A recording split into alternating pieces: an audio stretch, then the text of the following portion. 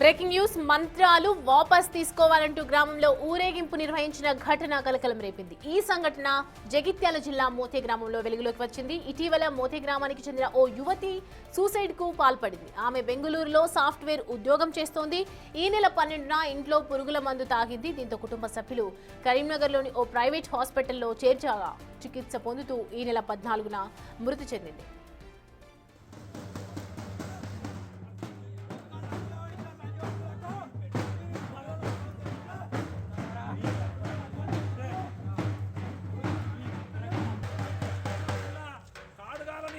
మీరు ఆ అమ్మాయి ఇట్లా చనిపోతే ఆ పిల్లకు కాడు చుట్టూ మీరు కట్టగట్టచ్చిరట. ఆ కట్టగిట తీసేయకపోతే తెల్లారి వరకు మీరు ముగ్గురు పోసి కుప్పలేస్తారట.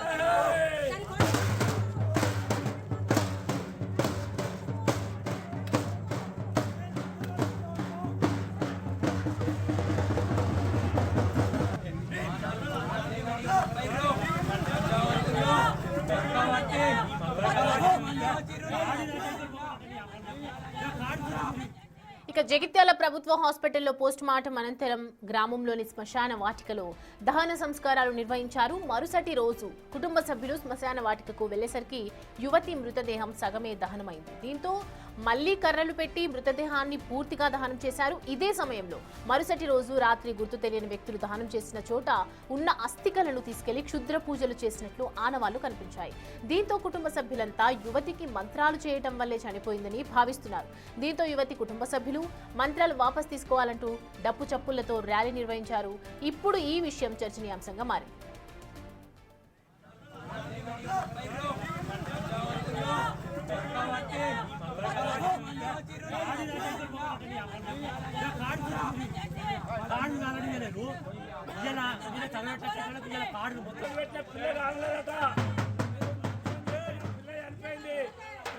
కట్టగట్టిందట అక్కడ.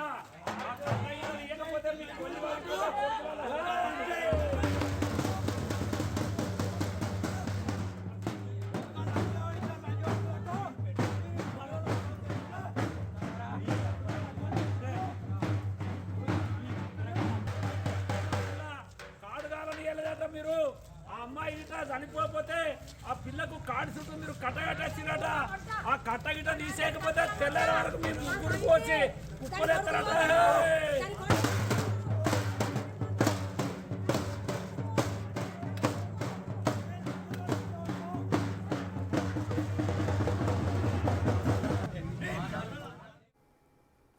ఈ అంశానికి సంబంధించి పూర్తి డీటెయిల్స్ అందించడానికి మా ప్రతినిధి శ్రీనివాస్ మనకి అందుబాటులో ఉన్నారు.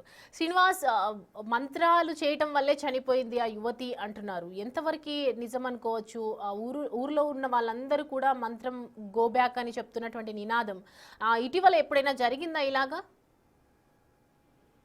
జగిత్యాల జిల్లా మోతే గ్రామం లోపల ఇది నిజంగా ఒక విచిత్రమైన సంఘటన అని చెప్పుకోవచ్చు సౌమ్య.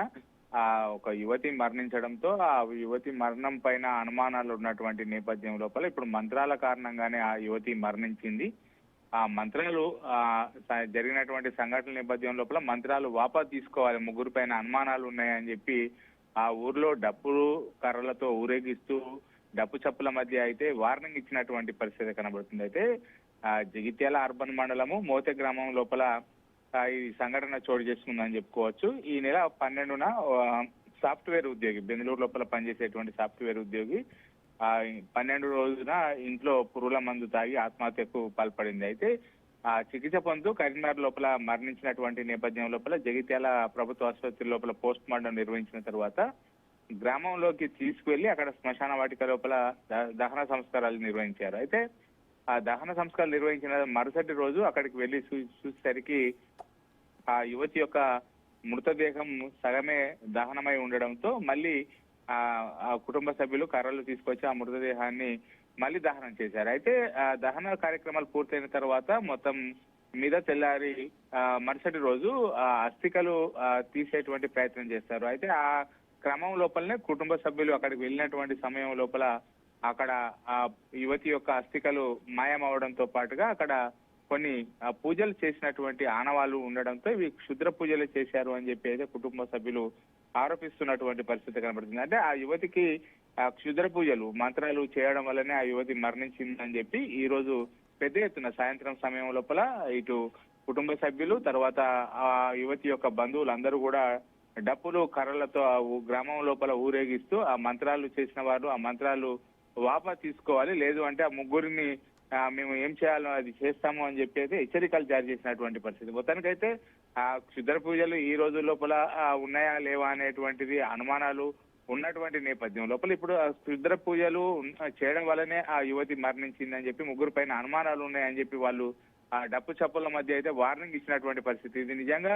ఆ జగిత్యాల జిల్లా లోపల విచిత్రమైనటువంటి సంఘటన చేసుకోవచ్చు. ఆ గ్రామం లోపల ఉన్నటువంటి వారు ఇలా చేయడంతో అయితే నిజంగా అందరి గ్రామం లోపల చర్చనీయాంశంగా మారినటువంటి పరిస్థితి కనబడుతుంది. Soumya. Right Srinivas, thanks for updates. వచ్చి కుప్పలేస్తారట.